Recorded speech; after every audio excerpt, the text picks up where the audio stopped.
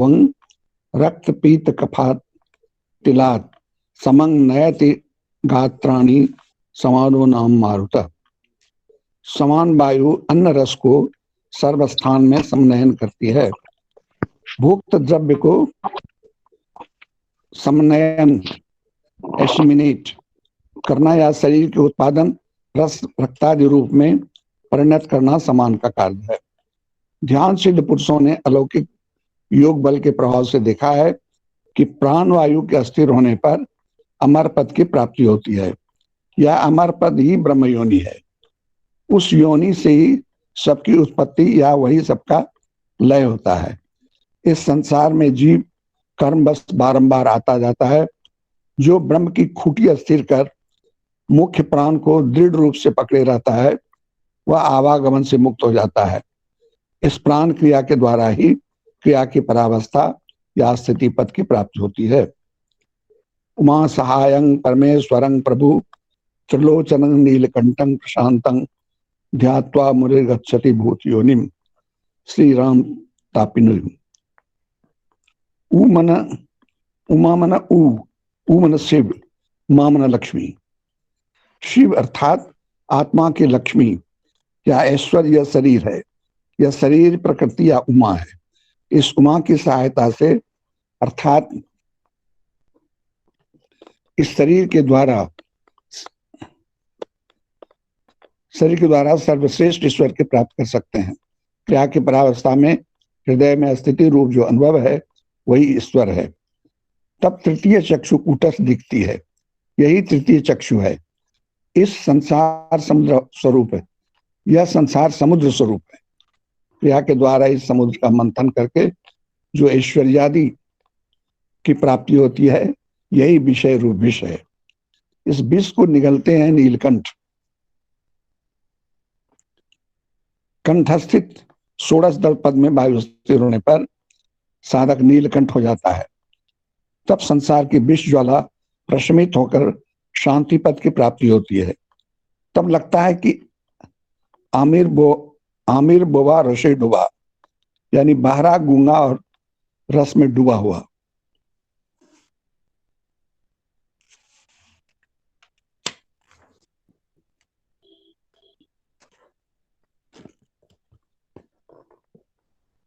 किसी के साथ बात करने की इच्छा नहीं होती, तभी साधक ब्रह्म योनि में स्थित होता है।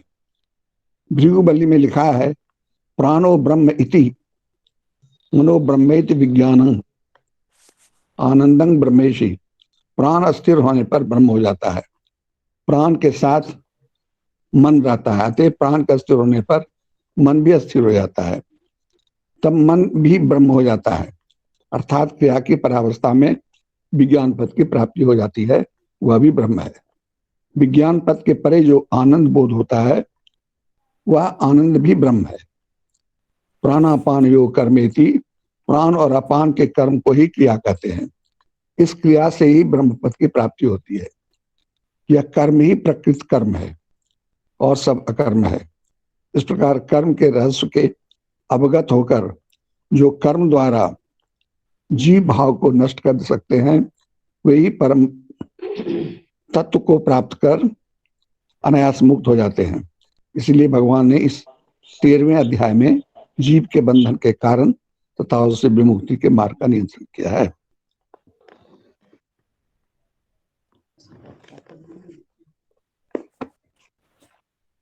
रामाय रामचंद्राय रामभद्राय वेदसे रघुनाथाय नाथाय सीताय पतये नमः। आराम कल्प वृक्षाणां विराम सकलापदां अविरामश्च लोकान् रामये रमतां भजे।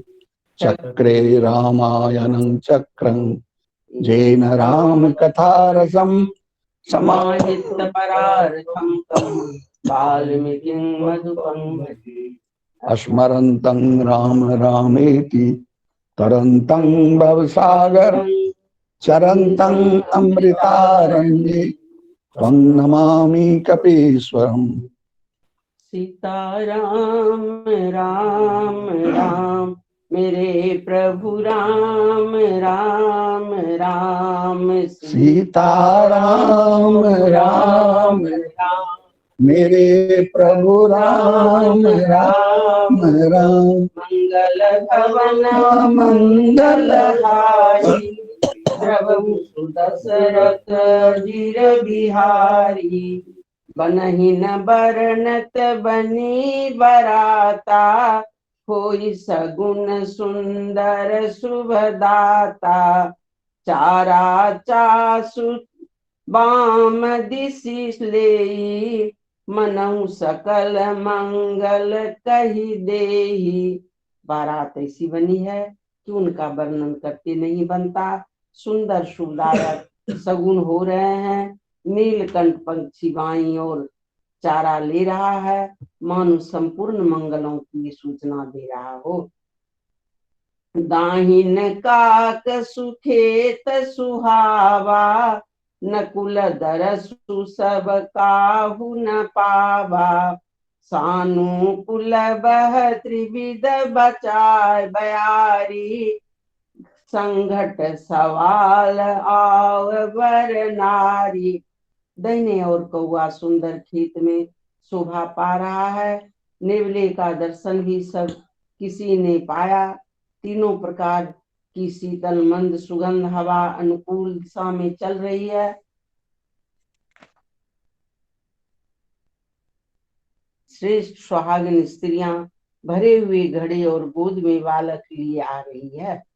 लोबा फिर दरसु दिखावा सुरभि सनमुख शिशुहि पियावा मृगमाला फिर दाहिने आई मंगल गण जनु दिन दिखाई।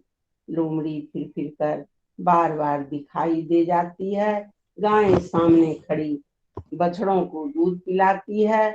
हरिणों की टोली बाईं ओर से घूमकर दाहिनी ओर को आई, मानो सभी मंगलों का समूह दिखाई दिया।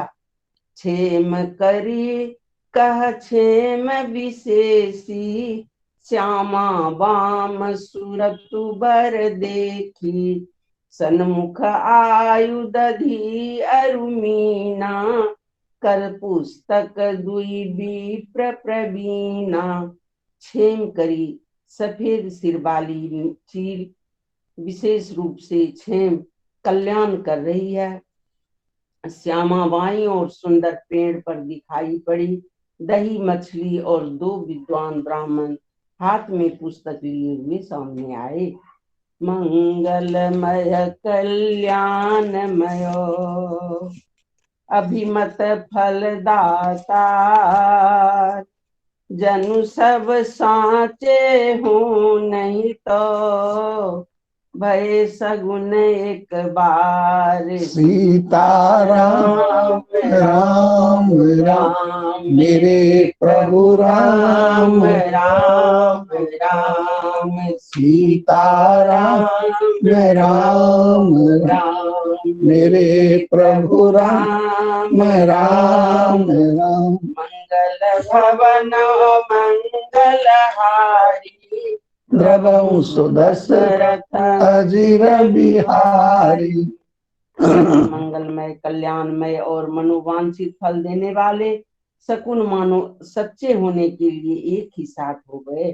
मंगल सगुन सुगम सब ताके सगुन ब्रह्म सुंदर सुत जाके राम सरिस बरु दुलहिन सीता समधि दशरथु जनुक पुनीता। स्वयं सगुन ब्रह्म जिनके सुंदर पुत्र हैं उनके लिए सब मंगल सगुन सुलभ हैं। जहाँ श्री रामचंद्र जी सरीखे दुल्हा और सीता जी जैसी दुल्हन है तथा दशरथ जी और जनक जी जैसे पवित्र समधी हैं। सुनियस ब्याहु सगुन सब नाचे अब किन्ने बिरंची हम साचे यही विधि किन्न बारात पयाना है गए गाजई हने निशाना। ऐसा ब्याह सुनकर मानो सभी सगुन नाच उठे और कहने लगे, अब ब्रह्मा जी ने हमको सच्चा कर दिया। इस तरह बारात ने प्रस्थान किया। घोड़े हाथी गरज रहे हैं और नगाड़ों पर चोट लग रही है। आवत जाति भानुकुल के तू, सरितन जनक बधाए से तू, बीच बीच बरबास बनाए, सुरपुर सरिस संपदा छाए। सूर्यवंश के पताका स्वरूप दशरथ जी को आते हुए जानकर जनक जी ने नदियों पर पुल बंधवा दिए, बीच बीच में ठहरने के लिए सुंदर घर पड़ाव बनवा दिए, जिनमें देवलोक के समान संपदा छाई है। असम शयन बर बसन सुहाए, पावहि सब निज निज मन भाए, नित नूतन सुख लखी अनुकूले, सकल बारात न मंदिर भूले। और जहाँ बारात के सब लोग अपने अपने मन की पसंद के अनुसार सुहावने उत्तम भोजन बिस्तर और वस्त्र पाते हैं, मन के अनुकूल नित्य नए सुखों को देखकर सभी बारातियों को अपने घर भूल गए। आवत जानी बारात बरो, सुनि गह गए निशान, सजी गजरत पद चर तुरंग, लेन चले अगवान। सीताराम राम राम, मेरे प्रभु राम राम राम। सीताराम राम राम, मेरे प्रभु राम राम। मंगल भवन मंगलहारी, द्रवहु सुदशरथ अजीर बिहारी। बड़े जोर से बजती हुई नगाड़ों की आवाज सुनकर श्रेष्ठ ब्राह्मण को आते हुए जानकर अगवानी करने वाले हाथी रथ पैदल और घोड़ी सजाकर बारात लेने चले। सियावर रामचंद्र की जय, पवन सुत हनुमान की जय, उमापति महादेव की जय। नित्यकृत आप लोग निकाल लीजिए 114 नंबर 114 पेज नित्यकृत का श्री कृष्ण तांडव। भजे ब्रजे कमंडल समस्त पाप खंडनम, स्वभक्त चित्त रंजन सदैव नंदनंदन, सुपेच्छ गुच्छ मस्तक सुनाद वेणु हस्तक, अनंग रंग सागर नमामि कृष्ण मनोजनम विशाल लाल लोचनम, विदूत गोप सोचनम भजामि तद्म चक्षुष, करारविंद भूषण स्मितावलोक सुंदर, महेंद्र मानदारणम नमामि कृष्ण भार, कदम्ब पुष्प कुंडलम सुचारु गंड मंडलम, भजांगनैक बल्लभ भजामि कृष्ण दुर्लभ, यशोदया समोदया सकोपया दया, उदूखले कृतगृहं नमामि नंदनम, नवीन गोपनागर नवीन केली मंदिरम, नवीन मेघ सुंदरम भजे ब्रजेक सुंदर, सदैव पाद पंकज मदीय मानसे निजम, दधातु नंद बालकं समस्त भक्त पालकं, समस्त गोपनागरी हृदं ब्रजैक मोहनं, भजामि कुंज मध्यं प्रसून बाल, विरंचि विष्णु सेवितं साहस बाल संगिने, दिने दिने नवनवं नमामि नंद संभवं, गुणाकरं सुखाकरं कृपाकरं शुभाकरं, सदा सुख प्रदायकं नमामि गोपनायकं, समस्त दोष शोष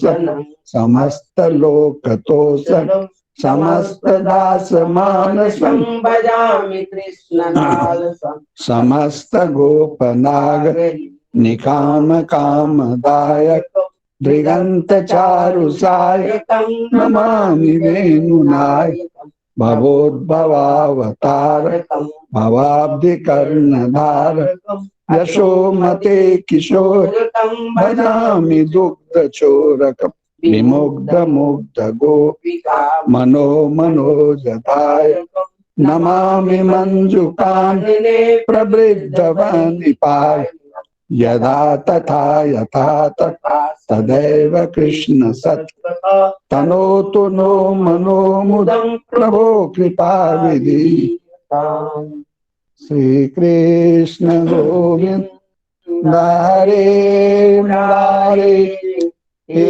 राम नारायण वासुदेव श्री गुरु चैतन्य हे आत्मदेव हे मात गुरुवे हर विश्वनाथ श्री कृष्ण गोविंद हरे मुरारे हे राम नारायण वासुदेव श्री गुरु चैतन्य हे आत्मदेव हे मात गुरुवे हर विश्वनाथ श्री कृष्ण गोविंद हरे मुरारे हे राम नारायण वासुदेव श्री गुरु चैतन्य हे आत्मदेव हे मात गुरुवे श्री कृष्ण गोविंद हरे मुरारे हे राम नारायण वासुदेव श्री गुरु चैतन्य हे आत्मदेव हे मात गुरुवे हर विश्वनाथ श्री कृष्ण गोविंद हरे मुरारे हे राम श्री गुरु चैतन्य हे आत्मदेव हे मात गुरुवे हर विश्वनाथ पुण्य श्लोको नलो राजा पुण्य श्लोको युधिष्ठिर पुण्य श्लोका च वैदे पुण्य श्लोको जनार्दन जवा कुसुम संकासम कास्यपेयं माधुर्यं ध्वान्तारिं सर्वपापानां प्रणतोऽस्मि दिवाकरम् एकदन्तं महाकायं लंबोदरगजाननं विघ्ननाशकरं देवं हेरम्बं प्रणमामि यत्र यत्रैव जातोऽस्मि स्त्रीषु च पुरुषेषु च तत्र तत्राचला भक्तिः त्राहि मां हे विश्वनाथ शंकर देव देव गंगाधर प्रमथनायक नंदिकेश्वर बाणेश्वरांधकरिपो हरलोकनाथ संसार दुःख गणाय ओम ज्ञानिनामपि चेतांसि देवी भगवती सा बलादा कृष्ण मोहाय महामाया प्रयच्छति सर्वे भवन्तु सुखिनः सर्वे सन्तु निरामया सर्वे भद्राणि पश्यन्तु मा कश्चित् सभी लोगों को जय गुरु। भगवान सबका कल्याण करें। जय गुरु बाबा, जय गुरु माँ, प्रणाम, सादर चरण स्पर्श। जय गुरु बाबा, जय गुरु माँ, जय गुरु बाबा। हर एक सप्ताह मैं कुछ अपनी मन की बात आपको बताता हूँ। ऐसा लगता है मुझे पता नहीं, सब लोग शांत होकर के लेकिन हमको लगता है कि हम एक अच्छा संदेश दे सके। सबसे पहले आप लोग मेरे बारे में जानना चाहते होंगे कि मेरा स्वास्थ्य कैसा है। मोटा मोटी ठीक है, लेकिन रात में कभी कभी ऑक्सीजन घट जाता है तो थोड़ी बेचैनी होती है, फिर ऑक्सीजन लेना पड़ता है। ये 4-5 दिन से ऐसा देख रहे हैं, पहले ऐसा नहीं था। हो जाएगा, अभी थोड़ा सा जाड़ा में होता भी है। ऐसे अदरवाइज हम ठीक ही है। अब कुछ हमारे और आपके दोनों के इंटरेस्ट की बात हो जाए। सरकता जा रहा है जीवन,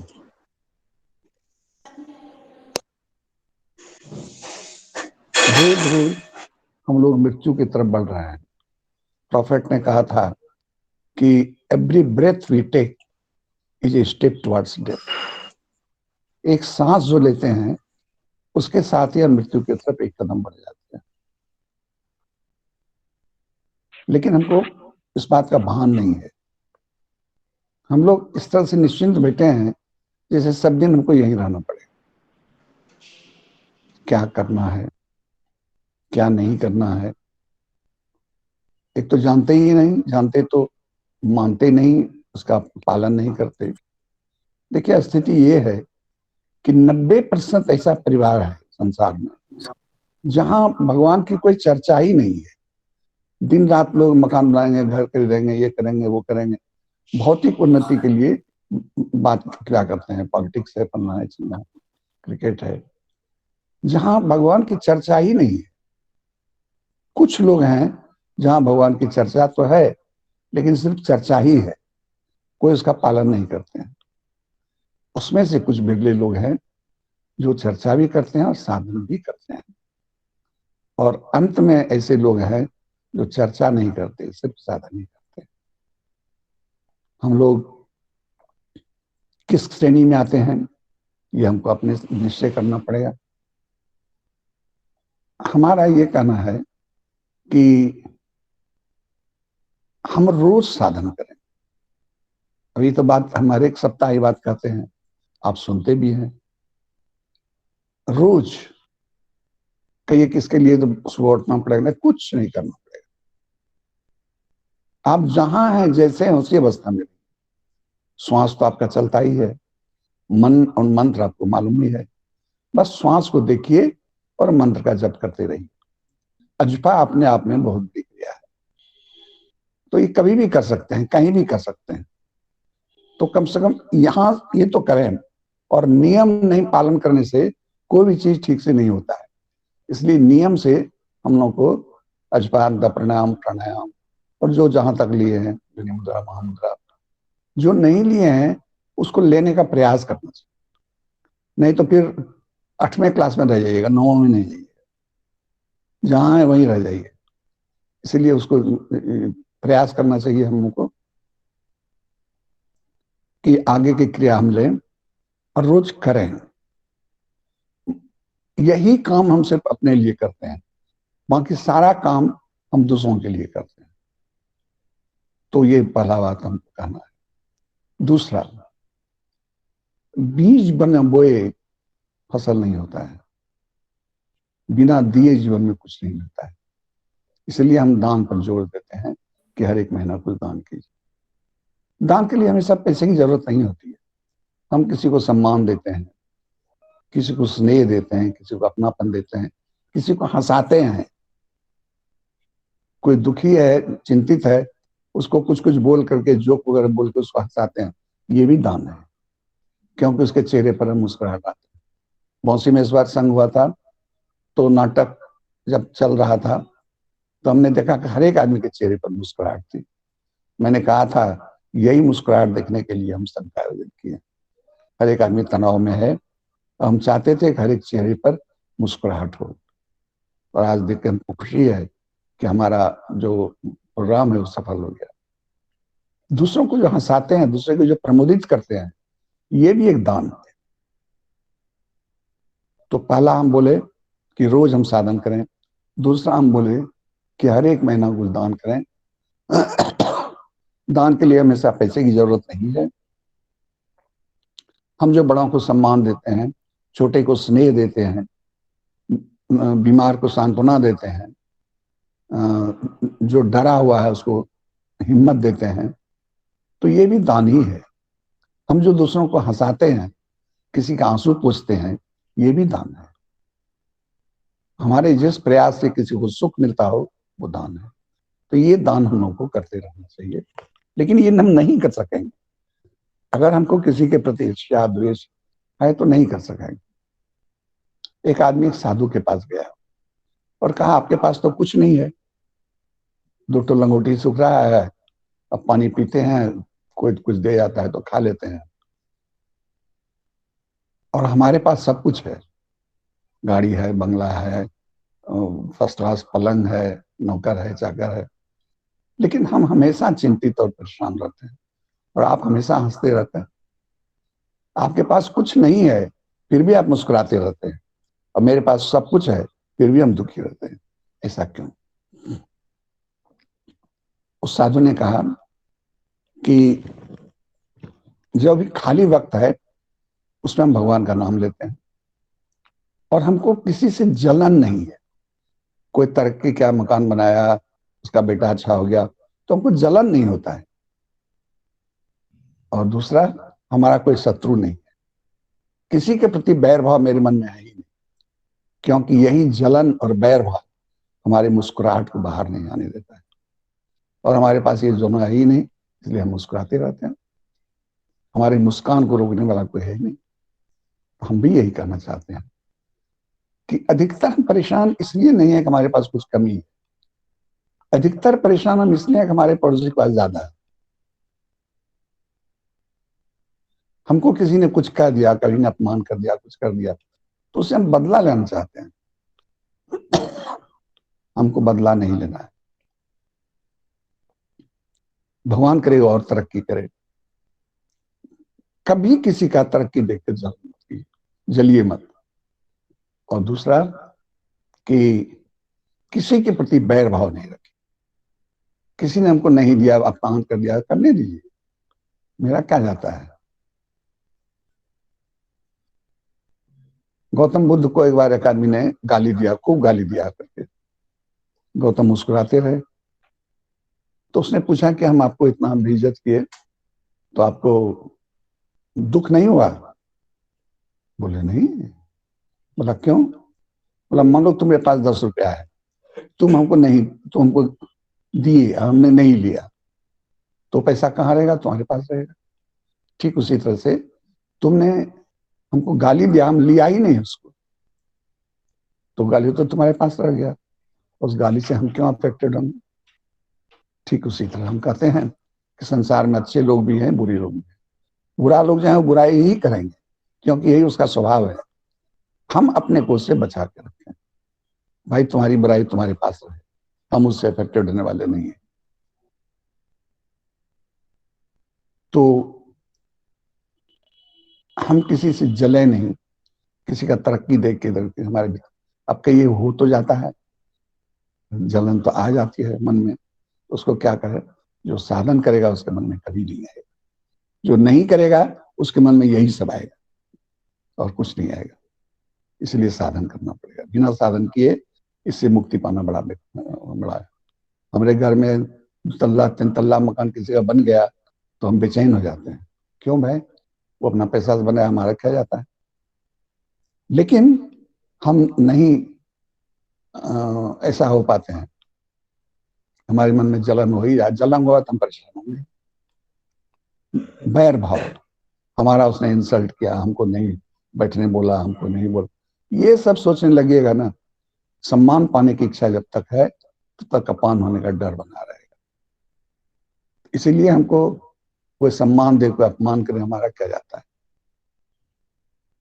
तो किसी के प्रति बैर भाव नहीं, भगवान सबका कल्याण करे, सब सुखी रहे, इस भाव को लेके चलते हैं।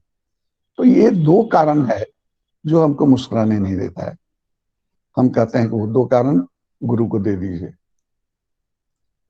गुरु को देना चाहिए ना, तो गुरु को पैसा वैसा देके क्या कीजिए? 3 चीज गुरु को दे दीजिए। एक अपना अहंकार दे दीजिए, दूसरा ईर्ष्या दे दीजिए, और तीसरा बैर भाव दे दीजिए। ये तीन जब गुरु को हम दे देंगे तो हम खाली हो जाएंगे, फिर हमारे पास मुस्कुराहट छोड़कर कुछ रहेगा नहीं। आज के विचार में हम इतना ही कहना चाहते हैं कि हम रोज साधन करें। नंबर एक, हम अपने व्यवहार से, बोली से दूसरों को खुश करने की चेष्टा करें। तीसरा, हम किसी को देख के जले नहीं, ईर्ष्या हमारे भीतर नहीं है।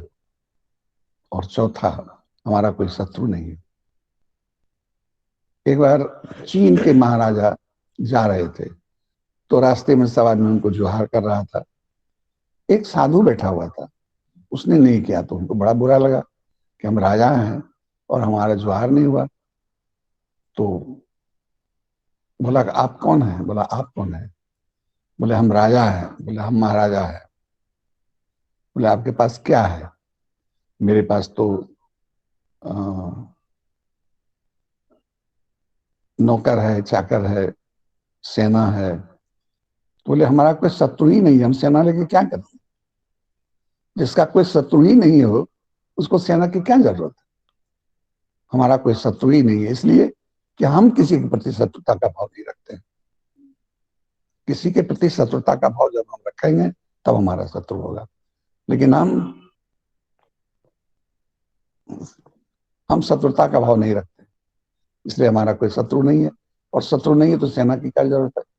हमारे पास नौकर चाकर है। तो बोले हम सब अपना काम अपने कर सकते हैं, हम आलसी नहीं है कि हमको एक आदमी पैर दबा दे, एक आदमी उठा दे, सो नहीं, यानी लाचार हैं। तो हम अपना काम करते हैं तो नौकर चाकर की क्या जरूरत है? हमारे पास धन दौलत है। तो बोले धन दौलत जिसको आप कहते हैं वो हमारे लिए बेकार है, क्योंकि जितना भी जवाहरत हो वो आपका पेट नहीं भर सकता है। जितना भी हीरा हो वो आपको तृप्त नहीं कर सकता है। वो आपके लोभ को बढ़ाएगा, आपके पेट की क्षुधा को, भूख को दूर नहीं करेगा। तो हमारा ये कहना है कि हम उसी तरह के राजा नहीं महाराजा बनना चाहते हैं। हमारा कोई शत्रु ही नहीं, हम किसी को देख के जलते ही नहीं है। भगवान करे वो और तरक्की करे, हमारा क्या जाता है? हमको कोई गाली दे दे, कोई ये करे तो हम प्रभावित ही नहीं होते, इसलिए हमने उसको लिया ही नहीं। जिसका है उसी के पास रहे। हमारा तो बस भगवान का स्मरण है, दूसरों को सुख देने की लालसा है, और निंदा स्तुति से परे, मान अपमान से ऊपर उठकर हम जिंदगी जीते हैं, फिर हमारा कोई क्या बिगाड़ लेगा? तो हम आज के विचार में इतना ही कहना चाहते हैं कि रोज साधन करें, हम अपने व्यवहार से दूसरों को प्रसन्न करने की चेष्टा करें। ईर्ष्या का भाव हो, दूसरे की तरक्की देखकर जले नहीं, खुश हो। और